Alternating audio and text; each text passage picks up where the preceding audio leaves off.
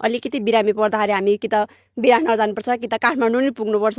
नमस्ते दर्शकबिन, यतिखेर हामी झापा क्षेत्र नम्बर 5 दमक 9 नम्बरमा छौँ। यहाँको स्थानीयहरूको यो चुनावी विषयमा प्रतिक्रिया के छ भनेर बुझ्नको लागि यतिकैमा हामीसँग एकजना सिस्टर हुनुहुन्छ। नमस्ते।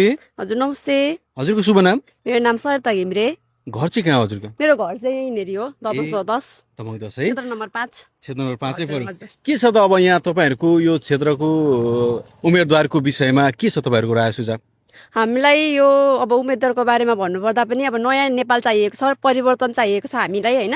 अहिलेको हामी युवा भएर पनि पुरानै पार्टीलाई समर्थन गर्नुभन्दा पनि नयाँ पार्टीले केही गर्छ कि भनेर अब हामीले सोच्ने जमाना आइसकेको छ। त्यसैले अब हामीले नयाँ पार्टीलाई नि विचार गर्नु है, गर्नुपर्छ होला जस्तो लागिरहेको छ। किन नयाँ खोज्नुको कारण?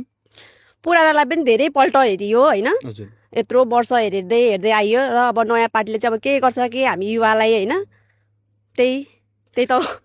होइन अब यो क्षेत्रमा केपी शर्मा ओलीको पुरानो क्षेत्र पनि हो, उहाँ पूर्व प्रधानमन्त्री पनि भइसक्नु भएको, धेरै विकास गरेको छु भन्नुहुन्छ। यसमा चाहिँ के छ धारणा? धेरै विकास गर्नु, खोइ त के विकास भएको छ हेर्नु हुँदैछ। यहाँ बाटो कस्तो छ, बाटो के विकास भ्यू बनेको छ होइन। भ्युटार भएर के गर्नु, भ्युटारले के दिन्छ त भन्नु त। त्यहाँ एउटा ठुलो हस्पिटल भएको भए हामीलाई जनतालाई कति राम्रो हुन्थ्यो नि त। अनि यो क्षेत्रमा विशेष गरी तपाईँ ठ्याक्कै भन्दाखेरि मिल्छ कि मिल्दैन? अब त्यही त हामी युवाले त अब नयाँ पार्टीलाई दिनुपर्छ। नयाँ त धेरै छ नि त यहाँ। अब घन्टी बालेन ए बालेन राष्ट्रपा रोज्नु भयो है। हजुर हजुर। हस्, धन्यवाद।